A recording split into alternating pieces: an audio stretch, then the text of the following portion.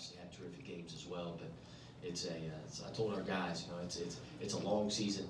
There's going to be highs, there's going to be lows. It's about just kind of staying the course if the game didn't go well for you tonight. And but we got to be able to turn the page because we got another really tough team coming up here on Tuesday. Coach, how would you describe the first 5 minutes of that game? Sloppy. I thought we turned the ball over. I thought we were trying to hit home runs too much in transition. That led to turnovers and led to some easy baskets for Siena. And I didn't think our defensive intensity was there. Our energy wasn't. You can always hear a good defense. Obviously, you can see a good defense, but you should be able to hear a good defense. Hear them talking, communicating. I didn't think our communication was very good, especially early on. And was there something noticeable on your end that changed that led to that kind of righting itself? I think, obviously I pointed it out to those guys in the timeout, but, Tyreek did as well. He knew, he's one of the leaders of our team, and he told those guys, man, hey, this is unacceptable. We got to be able to put 40 minutes together. That's what good teams, really, really good teams do, and we can't be able to get off to a bad start. So I thought he had a great voice in that timeout as well. You mentioned Paul Scruggs. Is there an update on kind of what's going on with him, a timeline on when we might see him again? Yeah, he's day to day. Hopefully we'll have him back sooner rather than later. Obviously, he's going to be spending a lot of time with David Fluker, our trainer, athletic trainer, and with our doctors. But I'd anticipate him being back fairly soon, hopefully for the next game. And what is ailing him? It's just his knee. He took a hard fall in the game against Jacksonville. Him and Najee kind of collided, and again, like I said, we want to be cautious with our guys, obviously, and make sure that we're putting him in a good position health-wise.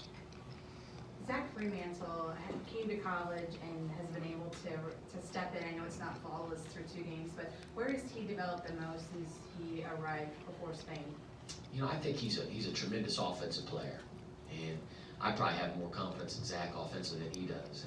I feel like he's going to score. He's efficient. Our guys trust him, which for a freshman, I think sometimes hard to gain some of the upperclassmen's trust. But they know Zach's fearless. He's efficient. He's all about the team. He's grown defensively. I thought he took a step back in the first half. I couldn't hear him. And in the first half, our defense is right by our bench, so I should be able to hear everything. And I felt like I couldn't hear his voice. And you know what? Give him credit. Got on him at halftime. Got out of during those timeouts. He changed it in the second half. He was much, much, much better. And then our ball screen defense was much better because of that. How much has Tyreek taken him under his wing? Tyreek's done a great job. He really has. Tyreek knows our system in and out. He's been in those shoes before. And I told Zach and Deontay and Daniel that when they first got here. I said Tyreek was once a freshman, and he was making all these mistakes that you guys are making right now, and he can help you guys. And Tyreek's been just like an extra coach out there on the floor for us. You mentioned Bryce Moore. When you got him to commit to you, was this performance what you were expecting? What you thought, hey, this is what we're getting out of this guy? Yeah, Bryce is mature. He's the same guy every day. He never changes. We could be up by 30, down by 30, tight game. He is the same guy, and like I said, he's mature. But he's tough. That's the way he's always been in high school. That's how he was. He was all defensive team in the MAC when he played, and he's just that guy that. It's like that gnat, it just keeps on flying around you, and you just keep on swatting at it, and it just gets annoying. That's who Bryce is. He picks you up full court, and he can smell your breath. That's kind of his whole mentality. Is like that's how close he's going to guard you. And he's going to contest every shot. And then I told our team this afterwards. I love the clip, and I'm going to show them all this. When he fronted the big kid Burns on their team, Bryce is 6'3". I know he's strong. They call him muscles, but he was playing against a 6'8", 6'9" kid, man, and he couldn't catch the ball. Because Bryce was so tough, strong, anticipates, love what he brings for our team.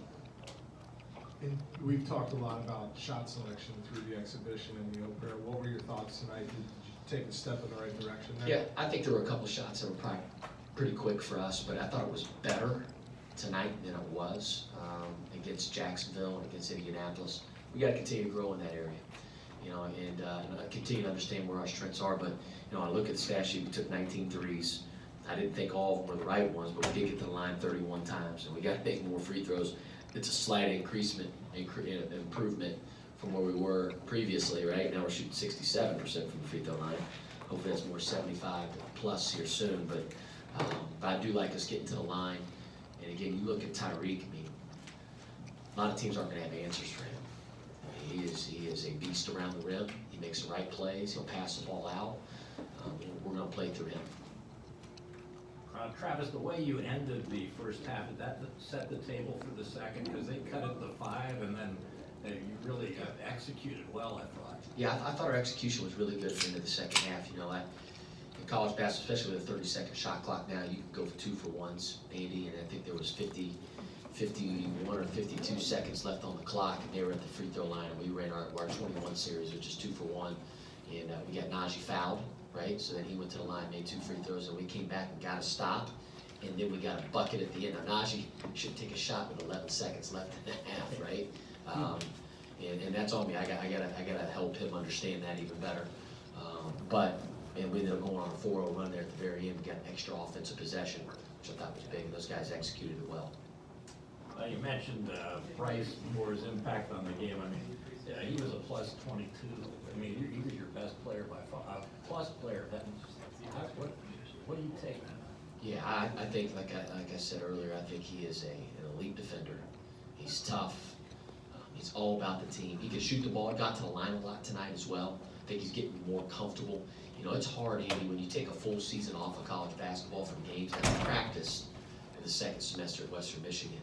But still, you don't really get that feel of a game. It's just different. And he's got to get his rhythm, which I think he is. I think he's getting more comfortable off the bounce. But I think it shows how big of an impact he has on our team. And we talked about Bryce, but Jason Carter, this was kind of the longest we've seen of him so far this year, coming back from the back injury.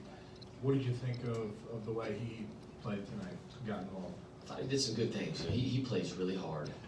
You know, he said to me coming off the floor, he goes, "Coach, I just got to get my legs under me. I feel like I'm off balance out there.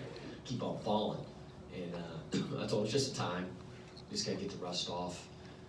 He's got to slow down a little bit on the offensive end, but I love what he brings. I mean, he's another skilled, big, versatile guy. Can switch ball screens with him. He can hedge ball screens. He rebounds the ball. I know he didn't rebound the ball tonight. I told him that afterwards. It seems like he was allergic to the glass tonight, but you know, in Spain he was our leading rebounder on our team. But I think he's getting more comfortable out there on the floor and getting in rhythm. Coach, Jaren Pickett only had 4 points in the second half after 14 in the first. What kind of adjustments were you able to make to slow him down?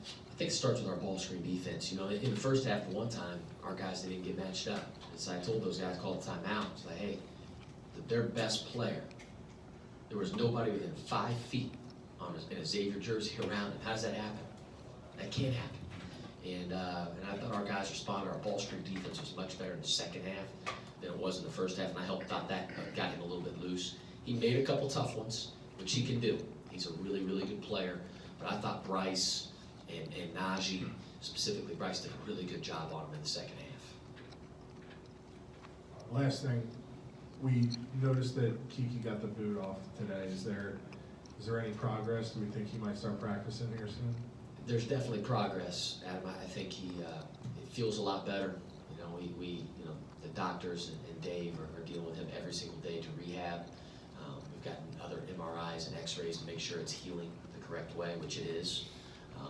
He's shown a lot of growth with his healing, so hopefully sooner rather than later. Again, you see the no boot because he's progressing, right? So hopefully sooner rather than later.